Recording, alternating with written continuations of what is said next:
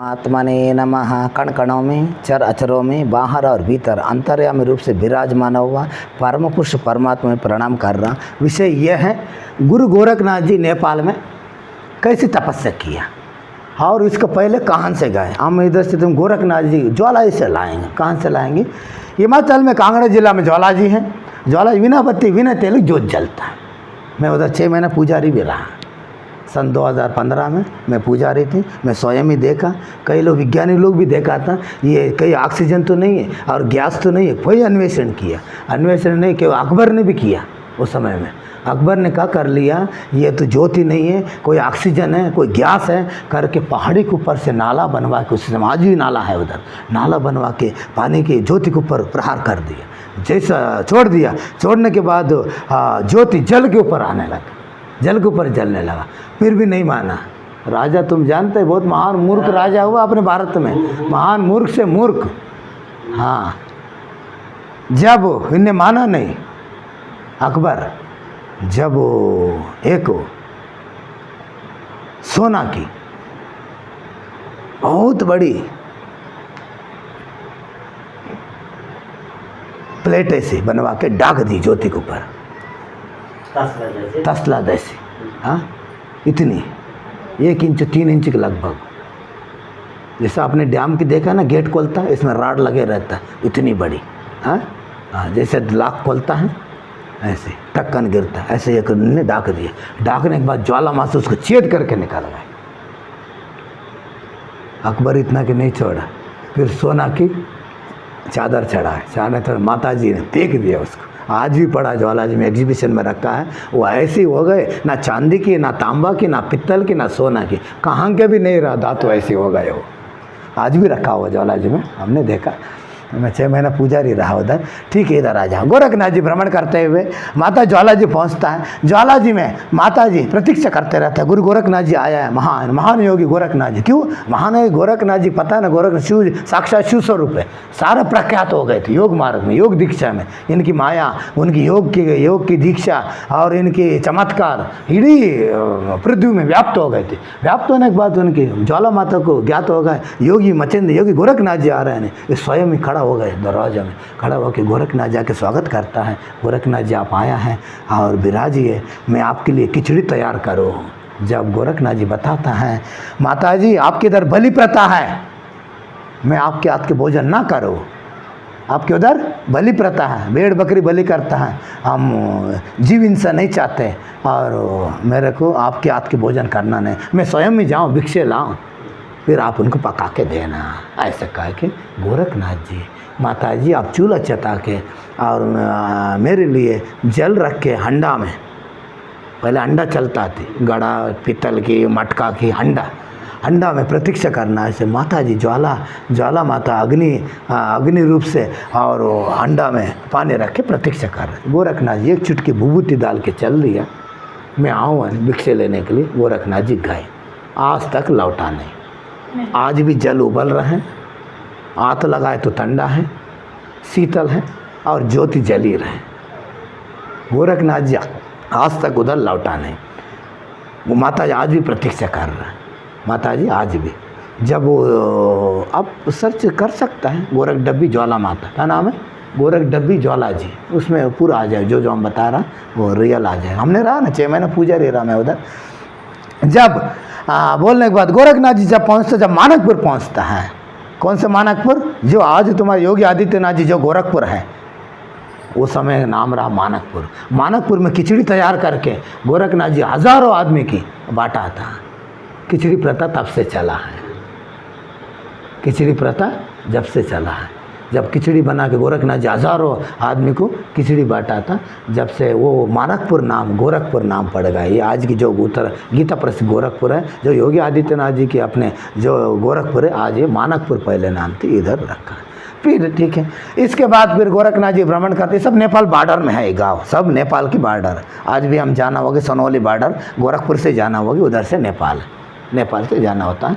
जब भ्रमण करते हुए नेपाल के बॉर्डरों में जाते रहता है। उस समय राजा रहता है महेंद्र देव, जैनों की राजा, बौद्धों की राजा महेंद्र देव रहता है। महेंद्र देव हाँ, उनकी शिकायत रहता है कोई एक भगत के पास जाकर गोरखनाथ जी पूछता है आपके राज्य में कैसी है, राजा कैसी है, प्रजा कैसी है, और फसल वगैरह सब सुख संपत्ति है, ऐसा पूछता है। महात्मा जी मैं क्या बताऊं, और राजा है इधर जो भी साधन भजन करता है महात्मा लोग को और नगरी से परेशान कर रहा है, उसके लिए हम क्या करा जाए बताइए। हाँ ठीक है हम समझा देंगे। गोरखनाथ जी क्या कहता है, समझाने के लिए उधर जाके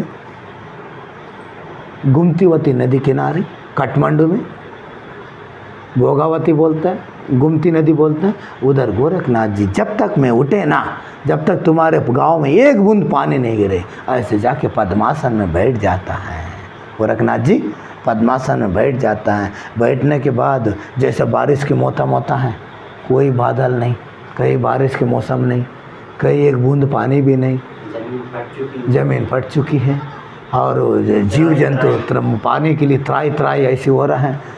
जब राजा अपने पंडित से पूछता है, राज पंडित से क्यों पानी नहीं हो रहा अपने राज्य में, क्या कारण है, जब बताता है और कुछ ना कुछ कारण होगी, महान योगी गोरखनाथ जी बैठा हुआ है और जब तक वो उठेगी नहीं जब तक तुम्हारे उधर गांव में बारिश नहीं होगी। अब गोरखनाथ जी जगाने वाले कौन है, कोई जगा ही नहीं सकते गोरखनाथ जी, इसीलिए उपाय बनाता है मच्छेंद्र नाथ जी की, और उनके गुरु मच्छेंद्र नाथ जी की डोली बना के, डोली प्रथा माने डोली बनाता है, दो आदमी कंधा पे रखता है, बीच में छोटी सी मंदिर में उसके अंदर मूर्ति रखता है। ये दक्षिण भारत में चलता है, नेपाल में चलता है, उत्तराखंड में चलता है, जिसको कावर टाइप की कहते हैं, एक डोली अलग होता है, राजा महाराजा में डोली चलता है। हाँ डोली चलता है ना, वही डोली चला था। ये अपने मध्य प्रदेश में नहीं चलता, यूपी में नहीं चलता, पहाड़ी क्षेत्र में चलता है। वो डोली में मूर्ति रख के पूरा प्रदेश घुमाता है। मच्छेंद्र नाथ जी घुमाए जाए, जब गोरखनाथ जी के सामने जाए, जब गुरु जी को प्रणाम करने के लिए गोरखनाथ जी उठेगी,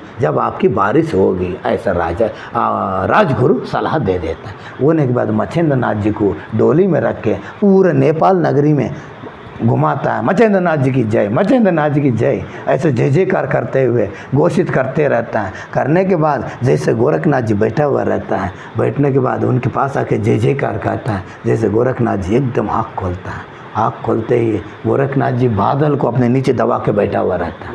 गोरखनाथ जी बादल को, जैसे गोरखनाथ जी आँख खोल के थोड़ी ऐसे करता है, एकदम बादल अपने आप ऊपर उड़ता है।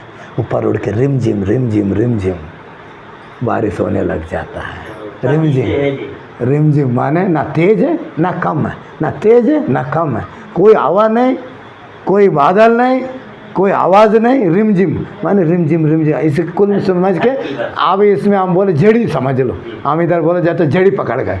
हाँ हल्की बारिश, उसके बाद जब रिमझिम रिमझिम बारिश होने लग जाता है, जब उनके प्रणाम करता है राजन, और क्यों हमसे क्या गलती हो गया, राजा महेंद्र देव चरण पड़ता है, राजन तुम ऐसे गलत कर रहा है, महात्मा लोग साधु महात्मा सबकी तुम गलत कर रहे हैं, उनको दंड दे के और आज के बाद ऐसा नहीं करना, ऐसे करके चले जाता।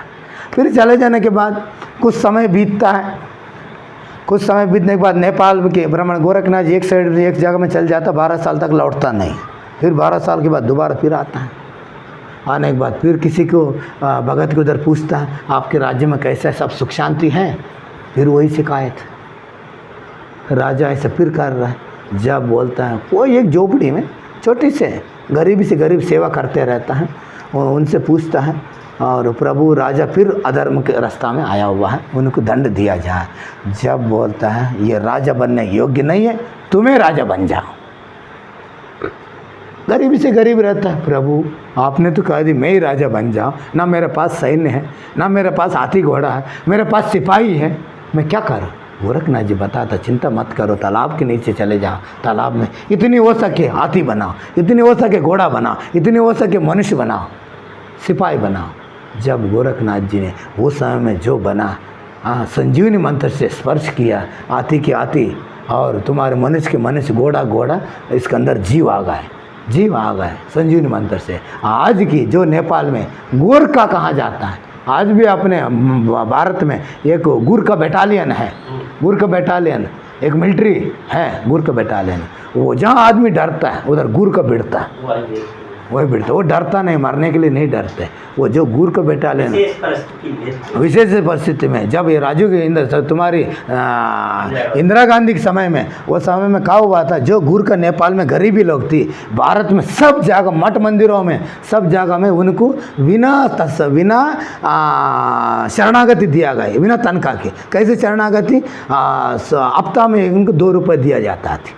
दिन भर शाम को सुबह 4 बजे को विजिट लगा के आता है गुरु का। आज भी पुराने मंदिरों में आज भी उन परिवार है। उस समय में आया हुआ थे लोग, बहुत गरीबी थी नेपाल में। नेपाल में गुरु का लोग मंदिर के संरक्षण के लिए और खादी वस्त्र पहना हुआ रहता है, परिवार समेत रहता है।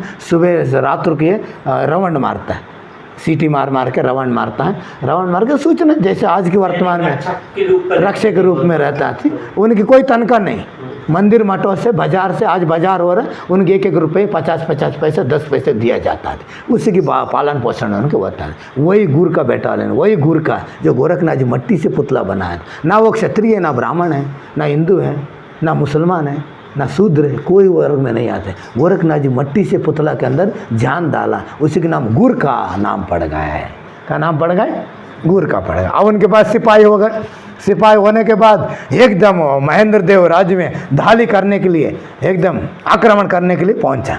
पहुंचने के बाद वो राजा डर गए, मेरे से कोई विरुद्ध है ही नहीं, मेरे से कोई दुश्मन कोई नहीं, कौन आ गए? एकदम कांपने लगा राजा, कांपने लगा। तो गोरखनाथ जी बताता है, ए राजन, युद्ध करना है, मेरे से युद्ध करो, नहीं हो तो ये बालक को गोद ले लो। क्या ले लो? बालक को गोद ले लो, नहीं हो तो युद्ध करो। तुम्हारे पास 2 ऑप्शन है, 2 उपाय है, 2 मार्ग है। जब इनने प्रभु आपने सिपाही तैयार किया, इससे मैं कैसा लड़ सकता है? मैं तो गोद लेंगे। गोद, उसके गोद लिया। गोद लेने के बाद उन्हीं को महेंद्र देव नाम रख के उनको गोरखनाथ जी आशीर्वाद दिया, 7 पीढ़ी तक तुम्हारी बने रहेगी, ऐसा आशीर्वाद दे के वो महेंद्र देव को निकाल के इनको बैठा दिया। बैठाने के बाद उसी समय से गोरखनाथ जी की जय। राजगुरु, नेपाल में राजगुरु गोरखनाथ जी को बनाया गया। आज भी गोरखनाथ जी का सिक्का चलता है, मुद्रा चलता है, नेपाल में चलता है। नेपाल में गोरखनाथ जी बहुत बड़ी मान्यता है, गोरखनाथ जी बहुत बड़ी मान्यता है। ओम श्री परमात्मने नमः। आज